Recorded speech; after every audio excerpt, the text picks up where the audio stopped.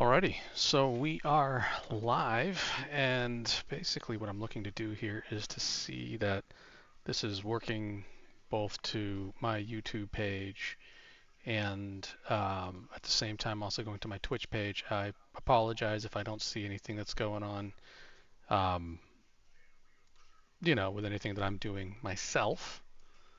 I have a little fun right now. I'm just trying to test out some functionality. I'm going to run through a couple of things. I just want to see if it shows me as I'm going live, and I don't think it shows that just yet, but we'll see how this goes. Oh, has it got me on? All right, that's that. That's that, but I don't know. Ah, there it is. All right, so it's showing, but everything's showing in a way that I wouldn't expect. So let me hope that this is going right. I continue to play around. Let's see here. All right, I guess that does look good. Awesome. All right, so I'm going to let that pause. I don't want to have my audio bleeding in and causing up any troubles.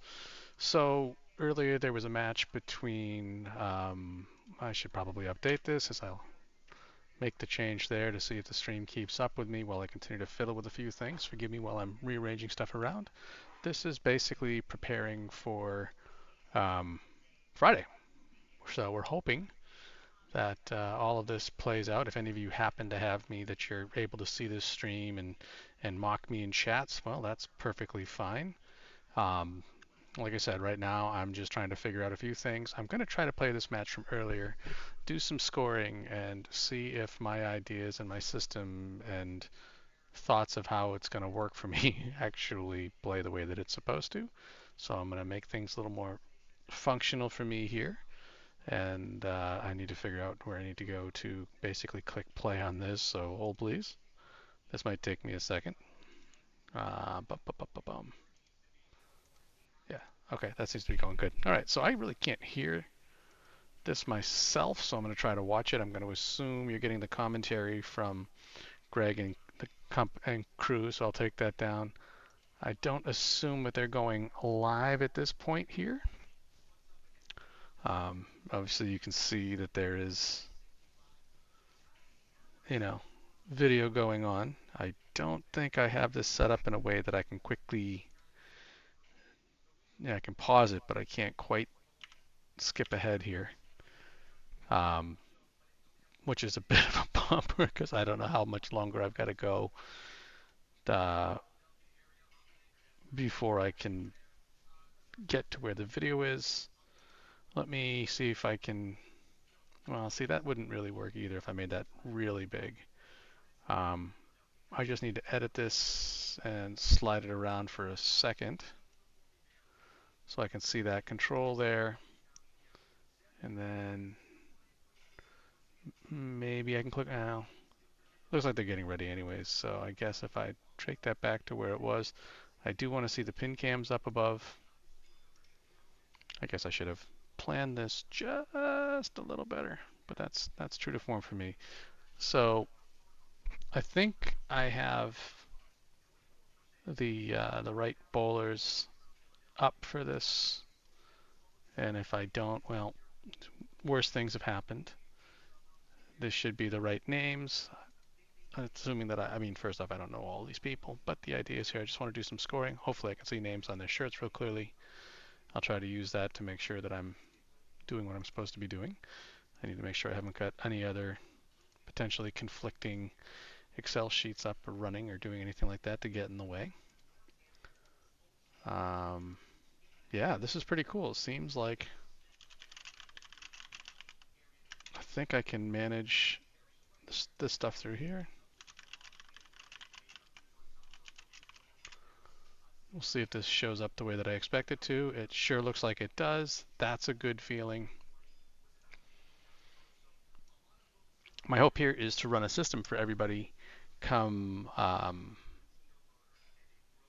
Saturday, so that when the playoffs are done, we've just got it at a little better quality. And I do apologize that the video quality in the background is what it is. It's just me rebroadcasting, um,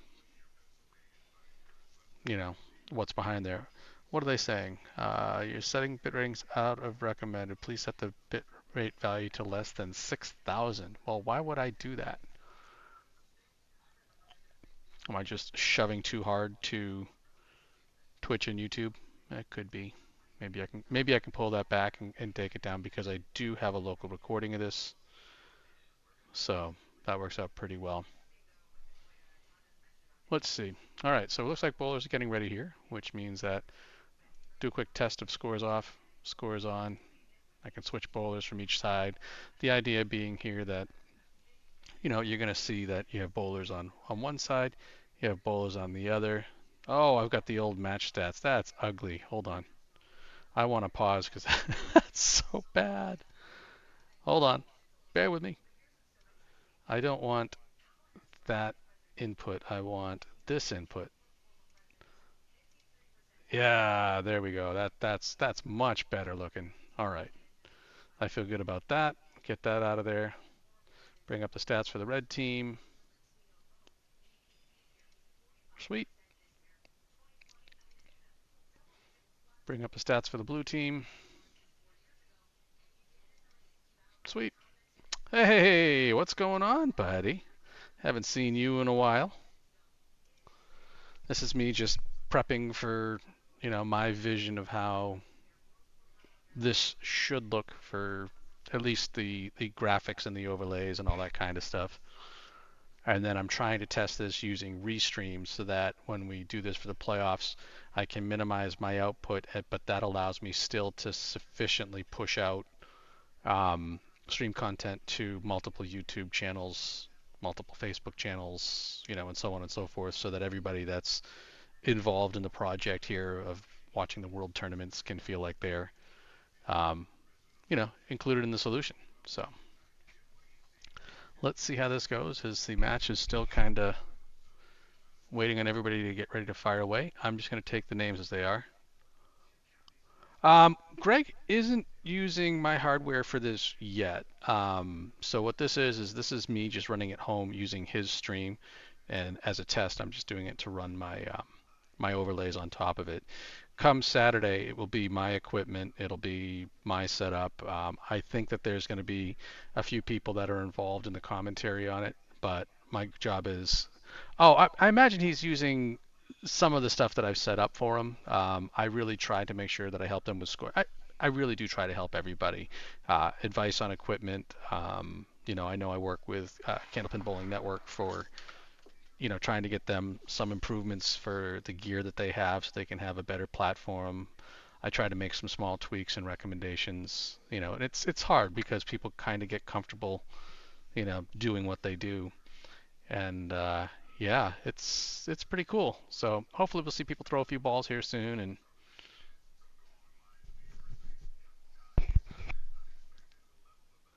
yeah, it's hard. Like, when you get into dealing with cameras and everything like that, there's so much that comes into like establishing the visuals. I like his overlay stuff, except for to me it's a little Greek, and I think sometimes you get lost in how he does it. You can't get as much information as quickly.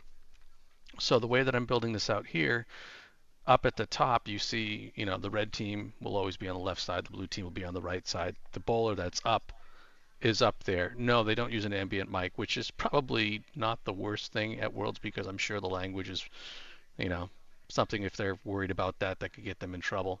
But the cool thing is this should, if I'm doing this right, and that's what I want to test tonight, is that the green box around the bowlers up at the top will change to show you the active bowler, and then you'll see each of the bowlers most recent box. You'll see what their score is for that string and what their score has been, overall for the whole session.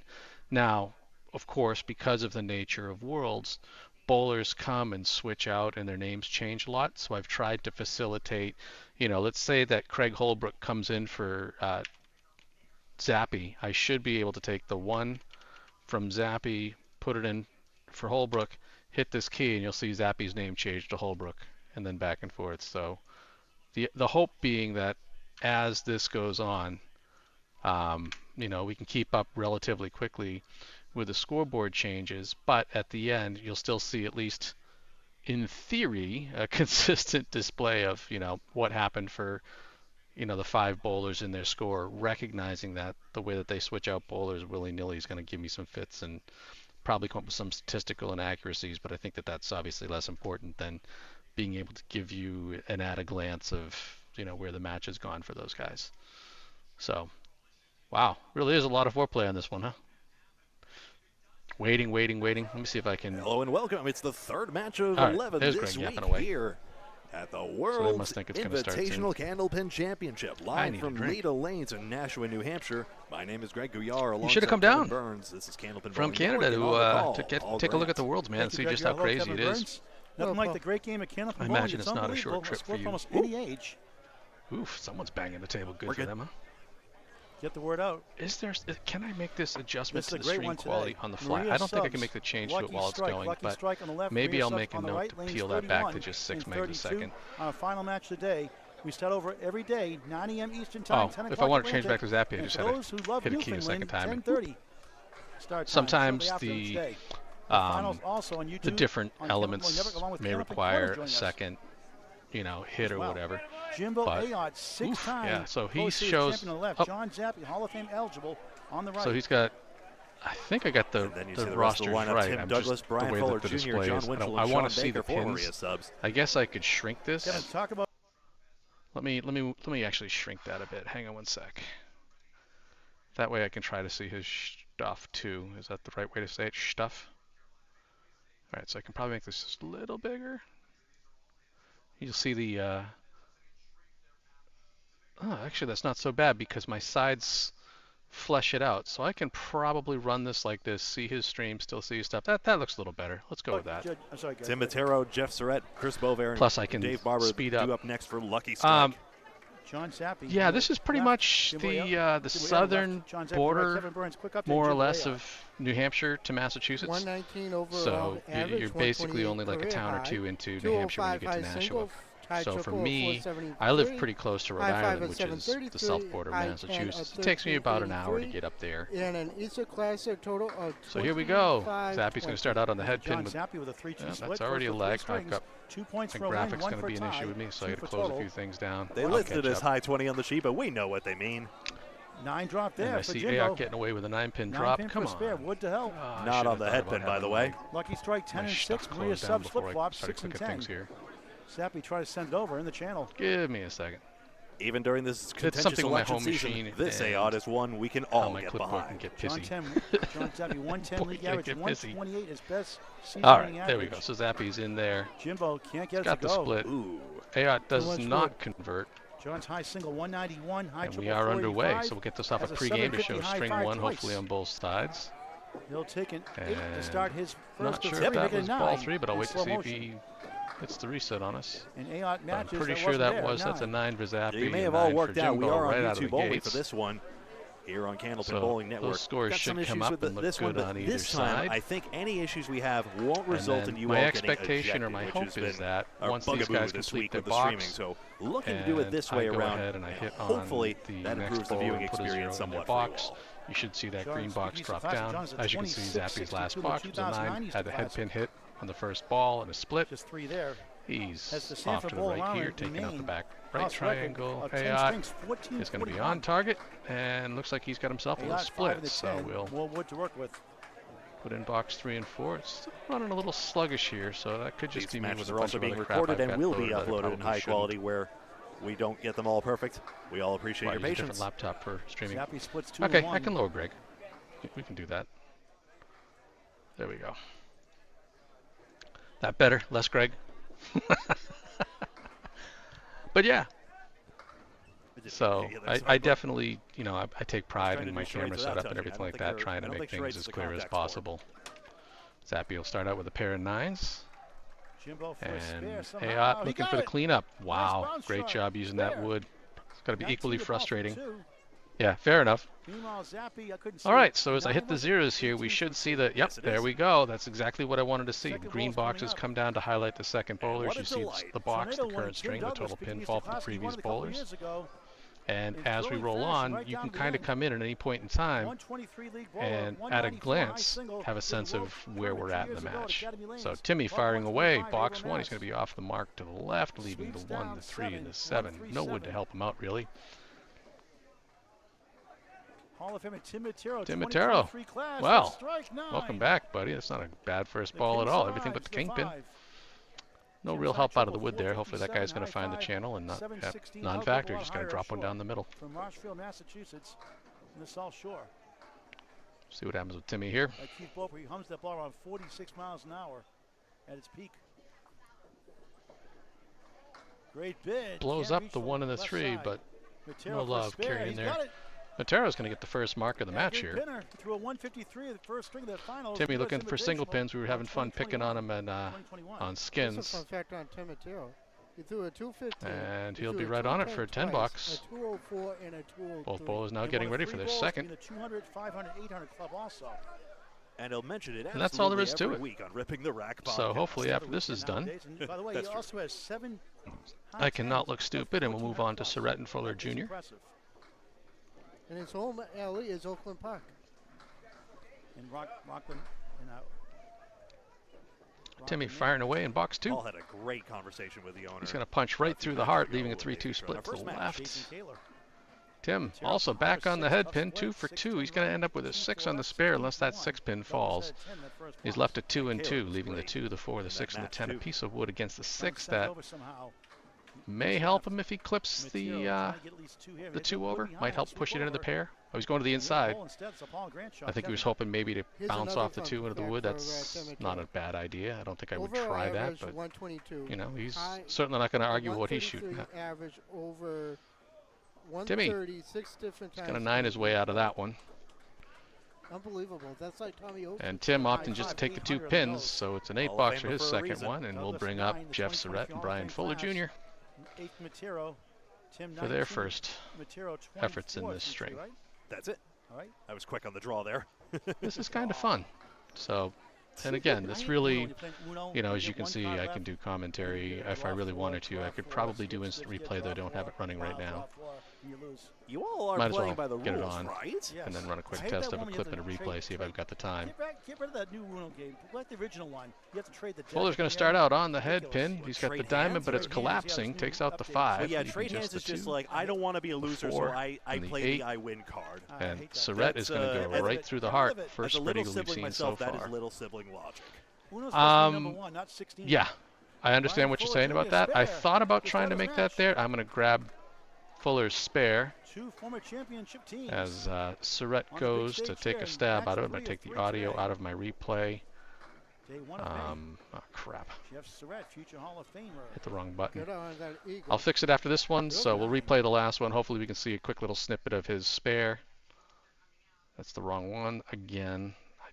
Like a bad sharpshooter today, trying to get the thing there. The reason that the box is a different size, and I know this sounds really, really, really stupid, so I'm gonna own it now.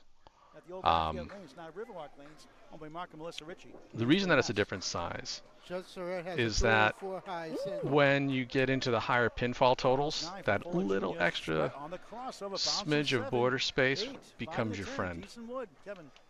So the text was getting kind of fuzzy and everything like there, so I'm going to run it the way that I have it. I'll see if I can tweak it, but high 5 of 802. And I believe that's Fuller going 2 for 2, so we'll clip him. Spare 9, spare 29 the ball through 2. Hopefully this time with the artwork there. Surratt outside, it's not an 8 yet. I'm not going to give him the cubic score, and I'll pull that away. Now it's an 8, so as the next bowlers step up, we'll bring up Fuller just crushing that little single pin. I'll work to set up over. Yeah, so the problem is that I try to use the same elements, like that little magic box. I try to use it across multiple streams for the sake of looks. And if I start making too many tweaks, I might have accidentally done it in slow-mo. Shouldn't be, but Winchell for a strike, only 8 somehow. There's just a lot going on. Oh, Winchell starting out with a rough split. And wasn't mixed worlds the last time it was held here. Chris is going to be basically pick up the 3-2, leave himself everything down the middle, the 1-2, 5, 8, 9. Winchell trying to make something out of this 410. He engages the cap, but not enough. I will watch the replay again, see if I have got something going on there. Nope. I've been told they have a the internet at the alley is probably pretty good, but what I'm going to guess is just the sheer volume of people that are there, probably connecting to the Wi-Fi, trying to watch the streams and everything like that. It's hard, you know. People just need to kind of accept the fact that, you know, if you want to have the streams to be clean and get out there, then the other bowlers and people in attendance need to stay off the Wi-Fi so the people that are streaming can get, you know, as much of it as possible. Checking my replay settings. It is in HD, so I will give it one more try and we'll see what happens when I play it back. Maybe I've got something in here kinked up.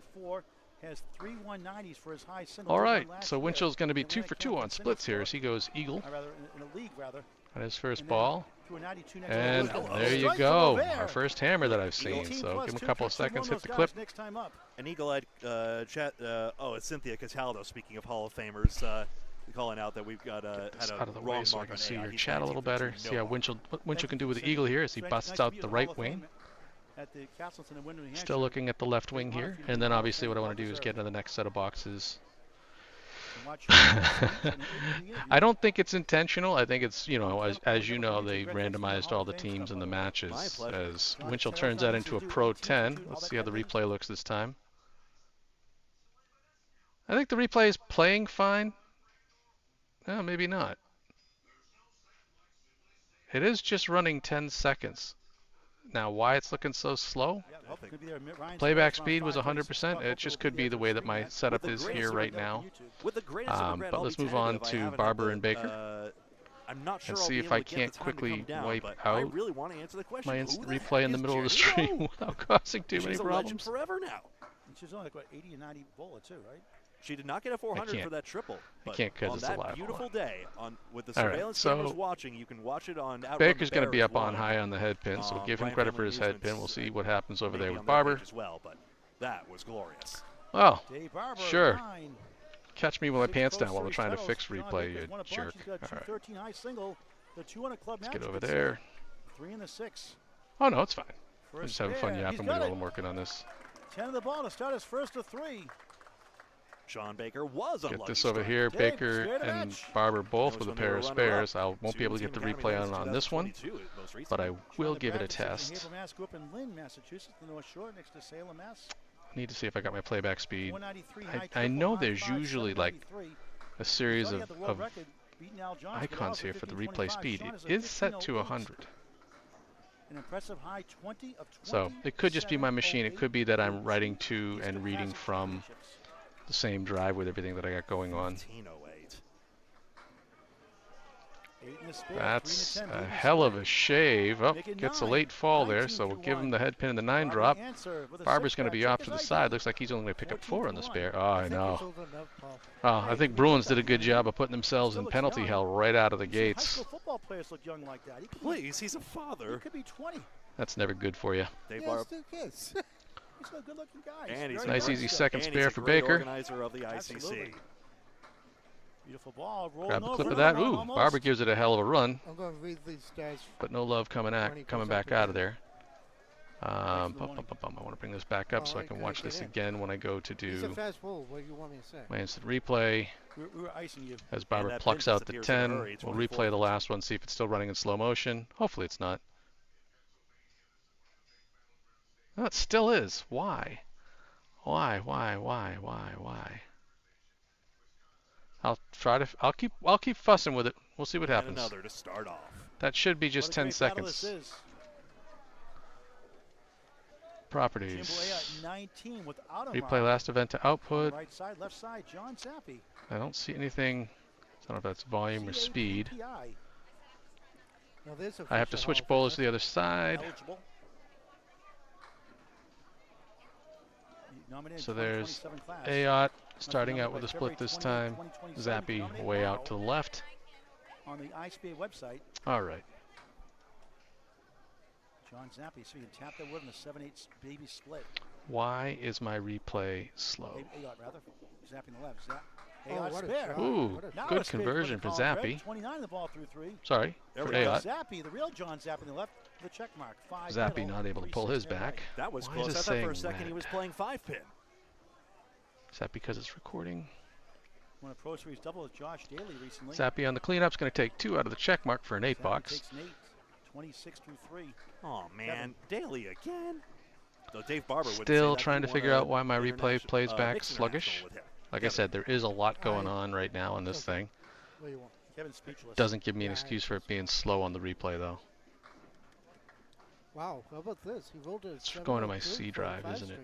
That's not what I want. So let's stop that for a second. The finals. So on Candlepin Bowling Network on YouTube, that was people look great at Lakeside there.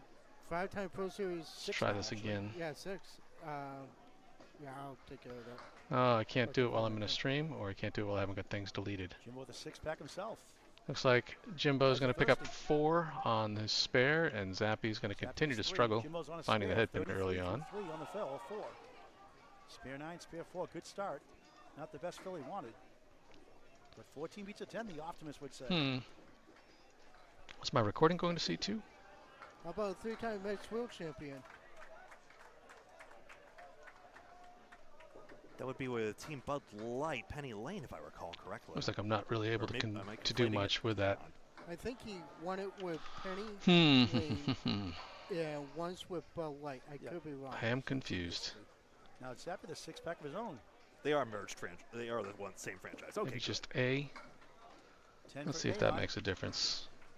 I love when that's not Zappy. That's Ayot that got the 10. I keep forgetting them backwards. That much. Oh, it doesn't matter. They both. Part of the lifeblood of this. They straighten me out on this one as the headpin spills, but it's hard to keep track of all the sponsor names. Who's PP? Is that PDP? So because the bowlers love having the financial support to be able to do these international competitions, and we thank you all. Not quite sure who that is for you guys. Now, Paul, here's a question. Oh, your power play. Yeah, that makes sense. Not this time around. No. All right, so not that looks like it's right. And they have put in prize money, including for the most recent mixed internationals. Let's try this replay one more time. If we get a kickback to help out. Douglas and Matero up there. You have to be judicious about the promotion as well, because ultimately it's about the families. But it is also about promoting the sport of candlepin bowling. Absolutely. Yeah, I got my head out of my ass and figured it out. Tim Matero, 24 through 2. Tim, unusually off mark. 1, 3, 6 in the 7. 10 falls down. Tim Douglas, 19 through 2. Only 5. And Timmy's going to go thin, leave an offset. Starlight 5 there. So the diamond 3 plus the 8 sticking off the back tail. Matero looking to clean up the 1, 3, 6, and 7. Just takes out the headpin. Timmy! Thin, but he gets it to go. That's all that matters in the end, right? The ball through 3. Tim Matero, 8.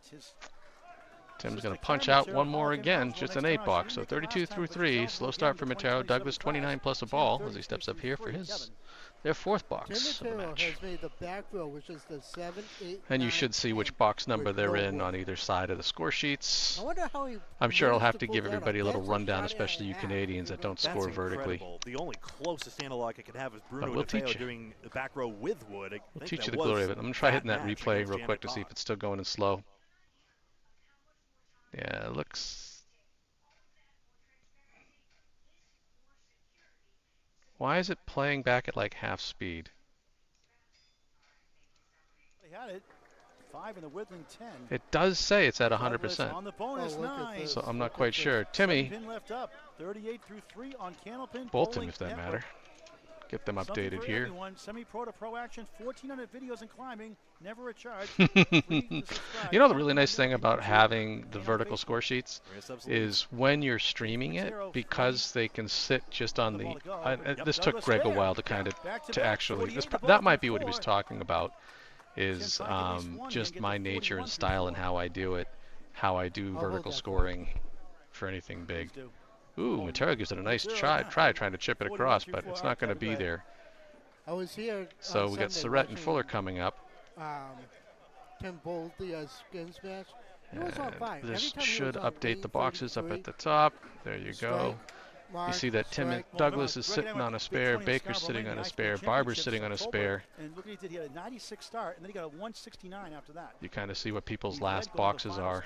I like that. Before losing to Tim Soucy. Tim was just incredible that 5th string. I kind of do, but I kind of don't. You know, because again, it's once you know it, it makes sense. But it's not as simple to know who's who at what point in time. Goes left, 1, 3, 6, and 10, Fuller will fill up his first, well, second spare with 6. And Surratt, oh no, that was Surratt. Sorry, Fuller will fill it up with a 9. They switch sides. I'm not paying attention. 38 through 2. Surratt inside. Surratt unable to convert the 4-horse down the right side. Fuller is going to regret missing the middle finger. East Kingston, New Hampshire, originally, and that will be a 9 for Surratt, and Fuller is, well, having trouble with the 5-pin. Unusual. Unusual. It may just be the state of my C drive getting the hell beat out of itself. I usually would run my replays on D, but I imagine for my laptop I would run it on C. See if there's anything I can do to take out any CPU load here. Surratt gets everything but the looks like the 2-pin there. And Fuller is going to be off his target for the second time. Or for the first time, I take it back. Right, because all he had was on the board, 36 in the ball through 4 for Surratt. The 5-pin. Surratt's able to convert his spare. Fuller Jr. Yeah, 2 Easter Classic champions we hear here, but particularly Surratt. I mean, for all his still annoyed. It's also longevity as well. He came runner-up last It is simpler than Bob trying to do his stuff. So Greg is definitely taking some advantages of me. Like I said, I gave him the way that I do my score sheets. But in the end, what he has there is still a view within Excel that has to be visible on his screen at all times. I'm not restricted to just that. And like I said, if you pop in, let's say that you really wanted to know how Surratt is doing the whole time in the match, you'd be able to see what his score and his string is at a glance versus when you look at the bug that Greg uses. You can tell if one random bowler's on a mark, but you don't know who those bowlers are or where the marks are. And I'm noticing he's got a strike in there. I think it's a strike that he's calling out. But I can't. Oh, it is. It's Boisvert. Okay, and it's not showing now because I zeroed him out. Winchell, both bowlers off the head pin. Winchell leaving the 1, 2, 4, 10. Boivert's just got the 1, the 2, and the 10. Yeah. He got it. But as far as I'm concerned, once he stepped up, he doesn't have it anymore. Winchell almost gets the ball to come over. It opted not to, so he's going to have to pick up the 10-pin for a 10 box. So I think he knows the place really well. Never heard of it. Yeah, neither have I. That's the home house here. That's the joke. It may make more sense to you. I'm explaining to them. But then how do you indicate a double strike in a single box? Time for Winchell, 27 through 3. Lucky strike, only down 15. Maybe you just don't throw double strikes so you don't have to think about it, right? One right here from Chris Bovair, who's the anchor for the Fighting Ed team. You're number 1. They're killing it this year. I've had someone ask me to do ASMR, and I will actually take them up on it. So if a spare with 1 bonus ball is indicated by 1 corner filled in, a strike with 2 bonus balls on the nose is indicated by having 2 in that way. Well, you don't do it that way only because that's what you guys have been programmed for. 58 plus 2 through 4. How about a spare sandwich? You've been fed 10-pin garbage. These guys want to drink up. That's the downside. Greg Carter has sand. No, you want to. I could show you how easy it is to do a conversion from a single to a double. I can't remember if there is one that happens in this match, but about now. Oh, Winchell just unable to get it to blow up for him. More for me. So if he was to throw a double, I can do it real quickly. No, it's fine. Don't run out the world supply on me. There you go. Take a look at box 4 on the right-hand side. That's a double strike. 10 for Winchell. And then whatever the fill would be inside it, say it's an 8. Coca-Cola product. They have such a long product line.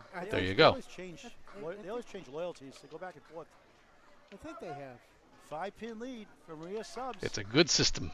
Down 3 marks 2. Pretty much a virtual tie. Close to it. Actually, with the extra strike for Lucky Strike. They have a virtual lead by a few pins. Yeah, don't have to do 29s. Sean Baker 24 through. It's nice and easy. 29 the ball through 2. Dave Barber 24 through 2. He's on the right.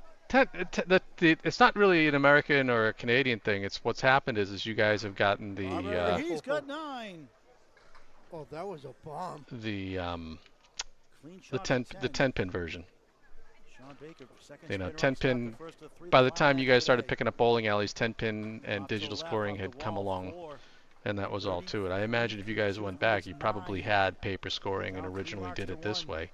But when the digital scoring went in, you guys just kind of embraced it and ran with it, which I certainly can't blame you. And Kim Baker, both at O'Lindy's and Quincy, had great showing. No, but is Cubica and Brunswick, they were a Quebec company, weren't they? I believe Baker got knocked out after the first round in the knockouts. I think so, originally. He did. Well, you and I can't remember. It's been so long. Baker in 8:41 through 3. I love going to the new bowling centers. Hadn't been to Quincy. Now I just got to figure out all the other ones. And I mean, there's a lot more. Obviously, we get exposed to it here. But yeah, I mean, it's fun to see like how that stuff's changed and how it's scripted. But if you ever look at like any of the old Worcester how to score candle pins, this is exactly the way it was. So give them credit, they invented it. It'd be like telling us, it'd be like Americans telling Canadians how to score hockey. And I have.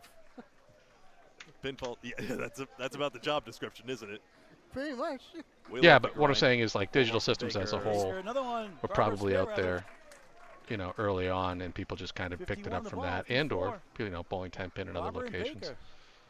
Twing Tuster, Twister, Tuster, Twister, Tuster. Yeah, someone in chat nailed the pun there. Well, we have a Barber, a Baker, now we need a candlepin maker. No. Say it 3 times as fast as you can.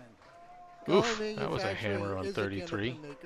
And everybody uses hammer anytime somebody throws a strike. That kind of annoys me. I like to reserve my hammers for the ones that are pretty damn solid. Top of the order update from Greg Gouillard. Tied on pinfall, but 3 extra marks here. There's everybody's scores so far. Handshake here because Bob Whitcomb is in the first spot here. Oh, I hate automatic scoring too. To overcome this mark deficit here, though they're not doing half bad. 9 marks to 6. John Zappi coming out now. You know, I asked earlier if Wickham was going to bowl. He did something to his foot. Looks like he's going to get very See, dry. plenty of time to show those stats in between sets. He broke a streak of 33 or 34. Zappy's still struggling for the head pin. Only 1 out of his first 5, and I think that was a split in the first box. Can't hurt to try it. True class act, the gentleman all the way. Jimbo also off target, leaving the 1, 8, and 10. The scoring is just nice and relaxing. I mean, he is awesome. Oh, it looks like that's Bobby Whitcomb that's stepped in there. So all I have to do is change. Any coders out there? That. Get rid of this. Could do a book report on Bob Whitcomb also. Oh, you do? We could. Just missed left, 1 to 9. Good to see him throwing. Same thing with Craig Holbrook. Even if it's only for a bit. A 10 for Jimbo Ayotte. Oh, it was Micah Imperato. I used to really like baseball, and then the Red Sox went on the air complaining about how they couldn't afford to keep up with the Yankees, and I just totally ditched the sport. This goes back to like 2009. More on him later on. There we go. Whitcomb, big ball on the head pin, everything but the 6 and the 10, a great plank in front of it. At least Whitcomb doesn't have to slide much on that foot. Ayotte crossing over, leads to Kings. Greg Gouillard right on track. Bada bing, bada boom. Yeah, giving it a hell of a ride, but unable to get the kingpin to drop. How many crossovers leave to Kings? I don't hate the Yankees. Bob. He's retired great. now. It's kind of like the Canadiens. They got all the championships a long time ago. Spare. 54 ball through 6. Bobby Witt still getting it done. He's still getting it done, just like Craig Holbrook. Jimbo. Oh, feel a breeze back Jimbo's going to want that back. That one. That was so close. Why do I have the spare smudge up on Ayotte? Red Sox used to be, like I said, used to really like them, but when you're charging as much as you charge to go to a Sox game to see them lose, and how much you charge for beer and everything else down there, it's just hard to support them going on and crying poor. Only 1 pin left standing for Ayotte. Follow the Friday Night Pro League Game of the Week on Friday nights, except for this week through the World Tournament here. Every Friday night during the regular bowling season. Alright, let's see. Back returning on November 15th. Scheduled match, Academy 1 at Central 3. You've never been to a pro game? Ah, that's a bummer. That'd be a fun match. Academy 1, Justin Scally's team. I guess it probably saves you a lot of money in the whole, in the overall. November 15th, 7:30 p.m. The scheduled match, subject to change. Based on who's streaming with me. Matero and Douglas. I think I have the right bowlers up there, right? Tim Douglas, 2. I'm messing around doing a few things all at the same time. Head 8. This guy's a deadly pinner. And still bowling a high. Matero's going to rock the head pin Timmy with a half Worcester on the right there. It's just going to, on the left, it's just going to give him 2 on his spare. And of the Easter Classic, wink, wink, nudge, nudge, please. Well, almost gets it to go. Everything died short of the 5. He missed left. No. I think Matero might have stuck a little. That's what happens when you haven't bowled in a while. As we all might. What? Try and get into the Easter Classic? Yeah. Yeah, I mean, honestly, the Sox are really up there. Bruins are, I mean, Bruins are insanely expensive too. It's just Boston and sports, we are pretty maniacal about it all. But so far, this looks like it's working the way that I want to. I don't think that there's anything bad about it. That's obviously just me learning and keeping up with when bowlers change and stuff like that. That's new to me. He'll be turning 27 towards the end of the year. Supposedly there might have been an image quality glitch at some point, but nobody got kicked off. Douglas firing away in box 6 over there on lane 32. 2023 Easter Classic champion with a 25.04. That'll do it. Come on. No. Not a crossover, Greg. Everything but the kingpin, the wood wrap behind it's going to fall off the back of the plate. See if Matero can break through here. I'm too tired to keep track of these niche data points. Oh, look at the backdoor strike. Just the way you drew it up, Tim Matero gets a Hall of Fame strike. Just because he's See if Timmy can pick up the single. I can do that. So you notice there the strike doesn't have the nice yellow around it. Oh, yeah. Just kidding, Tim. 60 plus, that's 60 plus 2 through 6. Is that right? Is that higher? That was higher. Yeah, there's a spare of 6 from earlier as well. All right, so 60 it is, plus 2 through 6. And Timmy's got it. He's had his bugaboos there. Through 6. Okay, that's what it was. Is this replay still going slow motion? Sure is.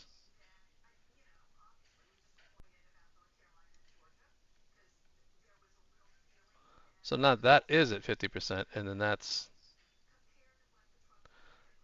I don't know why it's doing it, but... Let me pause this for a second. Let me see...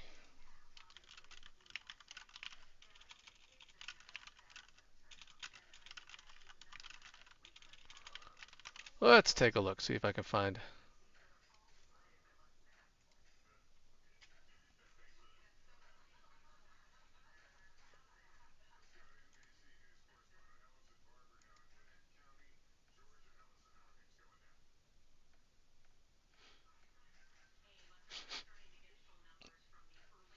I'm only recording the one camera in instant replay, right? Right. Playback sources, master, qualities HD.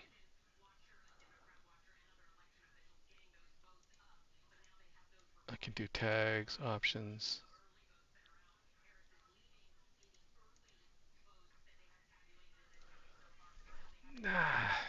I mean, nothing too brutal, but I mean, the machine that I have is it's probably well overdue for a breather. But let me just try a replay of the last one again.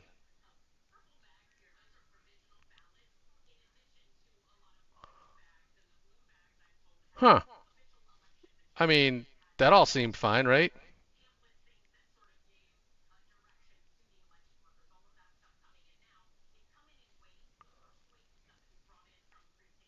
So I'm so confused. I wonder if it's because I'm doing the playback. Did I miss a cue? Let me let the try it again while that's. Yeah, it has to. Oh.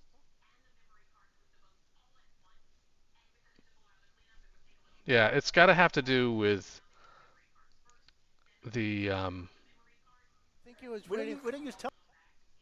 It's got to do with the fact that I'm pulling from the web in the background, I'm sure. But all right, if that's the case, I'm perfectly fine with that. But I think I'm good. I think I really kind of demoed you know, how I wanted things to look here. I could bring up my match stats at any point in time. You can actually see just how close this one happened to be before these guys, before Surrett and Fuller came in. So we are like 1 box short of the midway point, and it's a one pin difference. It's not a resource issue with the PC. It's just how it has to do with pulling the feed in from the background at the same time. I wouldn't normally be using a web page in the background and rendering the video in the web page. I would be doing it using an NDI or a different source, so it runs smoother. But that's easy to address. That's easy to fix. I'm not worried about that at all. I'll make sure I have my replay sourced right and everything on my laptop when that time comes. Get this out of here. Now, the one thing I'm not going to like is obviously if bowlers have, you know, stepped in and done parts of a box. I won't necessarily have that separated, but having seen the stats from Worlds afterwards, I think that that's okay. We'll switch from the red team to the blue team. I have thought about going with white marks just to make them easier to see. So if I was to do that, let's see, titles, which ones do they pull? Hold on a second. Let's see, scoreboard. It's bowling score sheet titles.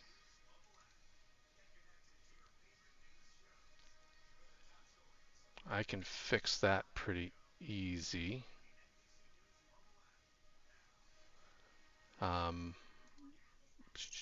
Go to titles. Is it new scoring that I did the cool ones? I can't remember. Nope, that's not where they are. I know I had white marks somewhere. It was skins. Ah, that makes sense.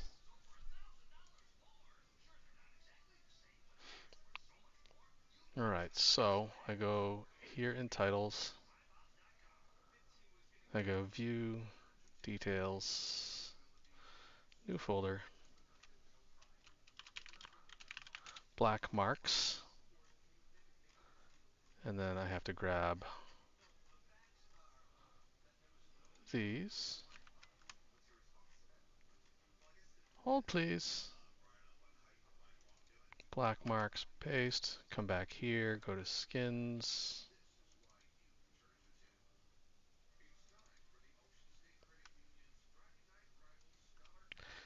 Come on. Don't be a jerk.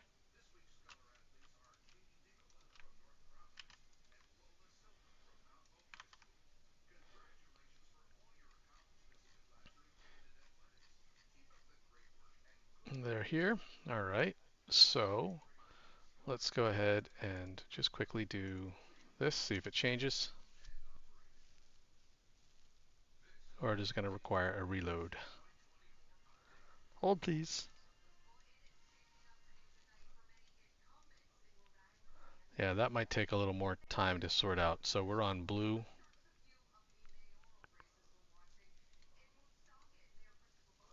Nope. All right. So let's get to figure this out still. Bowling score sheets, titles.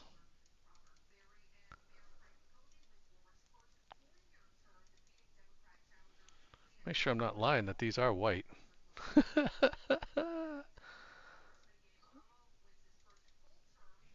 Yeah, they're definitely white. All right. Might take a while to clear the cache on this. Get that out of there. Reload, reload, reload. Yeah, it is what it is. I'll figure that out too. Scores on.